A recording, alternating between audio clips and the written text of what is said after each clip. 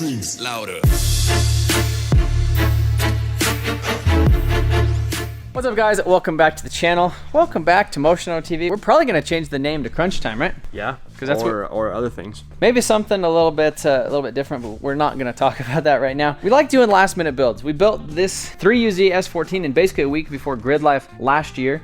Thursday, we pulled it in the shop, and we were gonna basically try to put a turbo kit on it before a drift event on Saturday. Kind of ran out of time. It's hard to build a car in like 3 days to a week, but I think we could actually build a decent car in about 2 weeks. Yeah. So that's exactly what we're going to be doing today. We're going to be pulling the S14 out of the shop. We're going to be pulling some of the other things out of the shop, and then we're going to be pulling in a donor vehicle, which is a GMC Express minivan. Not a minivan. It's like a full size van. Work like van. A It's like a 3500. It's No. 3500. Well, it has a 4.8. So Has a 4.8, okay. a 4L60E. And what we're going to be doing is we're going to be plowing that in a car and taking it to Rocky Mountain Race Week on June 18th, so we have basically a roller of a car that has nothing, a secret car. A build that I've literally been wanting to do on the channel. It's been in my head. It's been like when did you get 7 years. When and where did you get it? I got that thing from you 5 years ago. Today is the end of the month of maybes, May 31st, and we basically have 18 days from today, because the 17th we need to be like hooked up and driving to the track and testing and everything else. So we need to build a complete drag car to take on Rocky Mountain Race Week, which we did Rocky Mountain Race Week 2 years ago in the Supra. I was actually planning on bringing the Civic this year, and then I just kind of decided, like, I feel like that thing might break. Yeah. This car, it's been done plenty of times before, but it's kind of like the same thing as a Turbo Civic. Like, just because other people do it doesn't mean that it's not a ton of fun. Yeah. And that we can't do it. Just because somebody else has done something in the past doesn't mean that I can't do it too, and doesn't mean that you guys can't enjoy watching us do it. So let's just move some cars and let's pull in this van. You guys are gonna be really impressed by this van. It smells really. You have to drive it in. No. I drove it here, so that means you have to drive it in. People were like living in it, but like not like the overland, like nice van. Yeah, no, it wasn't. This is like we're homeless, but we have a van, so we're gonna live in it. There's some pizza in there too, left over. So I don't know. We're gonna get it.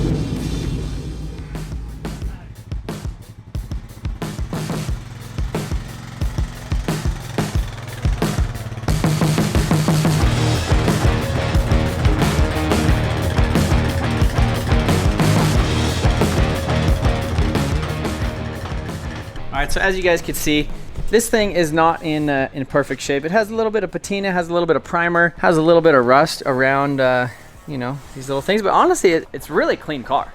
Like overall, like there's no like rust. There's no like rust or anything like back here, like in the rockers.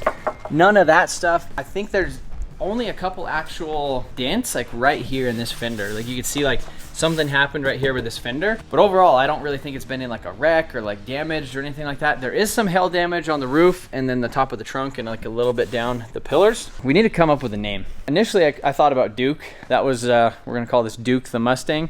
Thought about calling it Bronco because it has the Broncos logo in the back and it's basically been there for a long time, so we could call this thing Bronco, and it's also a Mustang. You know, that would kind of make sense, right? Yeah. Somebody looks like they touched up the roof with some primer previously, and I think that that's what this stuff is like some misted on primer. But overall, it's a really, really solid car. 4-lug car. It was a 4-cylinder automatic with a blue interior. Door handles are in great shape too. Seats honestly aren't bad. It doesn't smell completely terrible in here. It's got power windows and locks. And go ahead and pop that open on that side. Pretty much the whole interior is actually here. Sean just a long time ago, he pulled the engine and transmission out of it and sold it. In the, oh, how do you pop the trunk? Yeah. Oh, in the trunk, we have a tubular K-member. One of my buddies was actually selling this thing on Marketplace a while back, and I just seen it, and I was like, hey, can you deliver it to the shop? Within an hour, he was there. Honestly, I'm pretty stoked. Like I said, I've had this build in my head for years. I know it's been done 1,000 times. Everybody and their brother in their garage, they've done this. Their uncle's done it. Their sister's done it. Now we're gonna be doing it. And honestly, I'm super stoked. Like, I'm pretty stoked too. It's a lot of work, but it'll be cool. We have a ton of stuff to order. Like I said, we need a cage. We need seats, coilovers. We need suspension. We do have a turbo on the way already. That was one of the things that I confirmed. I'm sure this thing's gonna get a full Deechworks fuel system. I think the plan is to go with a Holley Terminator X because that will have the control for the automatic transmission, and this thing will be a 4-speed automatic, obviously the 4L80E. We're gonna do valve springs, retainers, and some other stuff in that engine. Obviously head gaskets, cam, all that other stuff. So let me know what you guys think about this. I am really stoked. Basically the next 2.5 weeks is just gonna be jam-packed of Turbo LS Foxbody content. I would like to get some testing done with this thing. It'd be cool if we had it like running and driving to be able to take to James's free car event on the 11th, but I think that's kind of unrealistic. Yeah.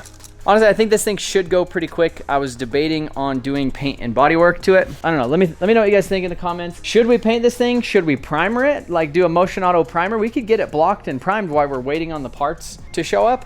Or should we just leave this thing and it just looks like the beater bomb. 1320 video, like 9 years ago, made a video of the beater bomb, which is like this essentially, with like had a 5.3 with like some insane amount of nitrous, and he was like racing crotch rockets and stuff on the street. Ripping. And then eventually it turned into like a full-blown drag car that's like ridiculous, and like you don't even know what engine he's running because he never pops his hood, and it's like a thing. So like this car kind of reminds me of that thing, but it needs a name. Let me know what you guys think about this project.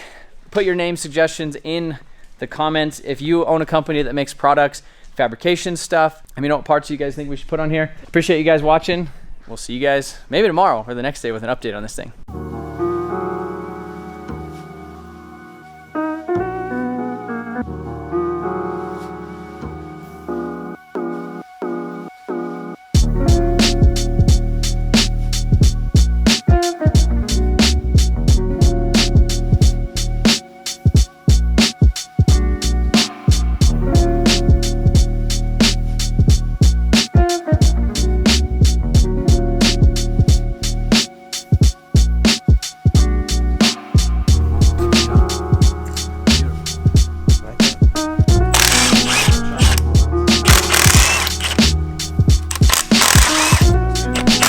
I'm not gonna go buy it.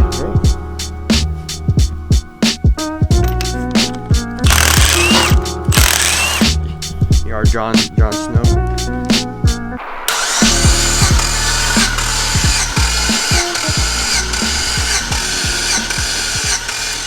145, stop moving. 145, not too bad. So it is the next day. Yesterday we pulled in the van, we got it up on the lift. We pulled in the Foxbody in preparation of essentially that thing. We're just robbing the guts right out of this thing. How fast do you think that thing's gonna be with this thing? Turbo?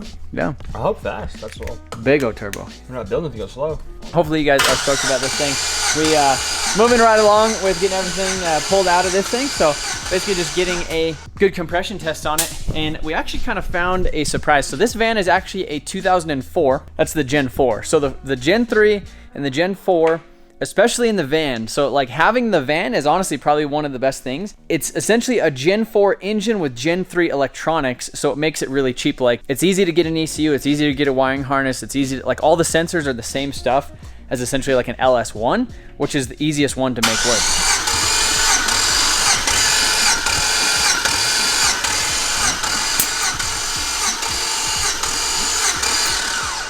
She's thumping over good. So we got basically 145 across the board on this side. I think we got a Gen 4 motor, which is good because the rods in the Gen 4s are a lot better. They're a lot thicker. It almost looks like an aftermarket, like forged connecting rod. It almost looks like an H-beam rod from the factory. I think the pistons are full floating, so the pistons are a little bit better. I think it's a 24X wheel, and then we have the two-wheel drive 4L80E, and I could probably sell the rear end because this is the 8-lug rear end.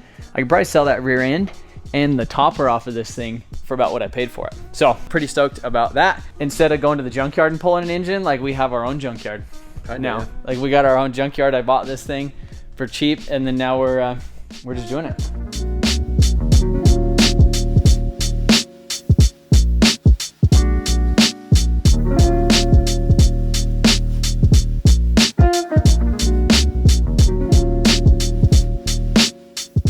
So Sean did a great job of getting this thing all stripped down. So wiring harness, all that crap off of it, all the stuff for the transmission. You can see we got the shifter cable just dangling down. We got the fan pulley and everything off the front of the engine. Now this thing looks like it's ready to go in a Fox body, right? Need to figure out what we're gonna do with these accessories in the front, if we're gonna like convert it to like LS accessories where they're like sit back further back. The thing about the Fox bodies, I don't think they care. I don't know how much we need room up there though. Then we need to figure out what we're gonna do with like the intake, if we're gonna stick with like the stock truck intake, or if we're gonna try to get like an LS6 intake manifold or something. Then we need to figure out where the alternator is gonna go, if we're gonna run power steering, if we're gonna do a manual steering rack, all that other stuff. So now it basically looks like this thing is ready to completely come out of here, right? You got all the bolts out of the engine mounts, transmission cross member, all that stuff is pretty much ready to go. So we're gonna get it out of here, and then we're gonna put it outside. We're gonna pressure wash it, make the engine look good, probably pull the transmission off it, get everything stripped. It kind of sucks that like now we got this beautiful shop and then we just make it messy by doing all this stuff. But you know, that's what it's here for. So yeah, get this thing out, see how it looks.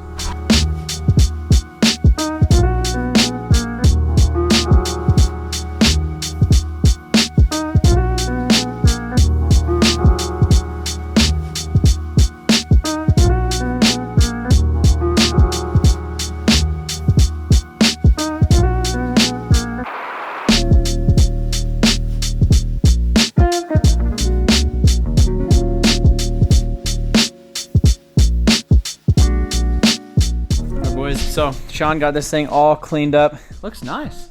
Yeah, Looks it was a mess. It was really like, it's just that old, you know, 20-year-old grease, and it just plows on there, packs on there, sticks on there, and it doesn't come off as easy as you think it would. I mean, it came off. I mean, it looks really nice. There's still some spots. Like some parts of it, like it almost looks like a crate boat. Like if you look at it for some, like from right here, it looks so clean. Super clean.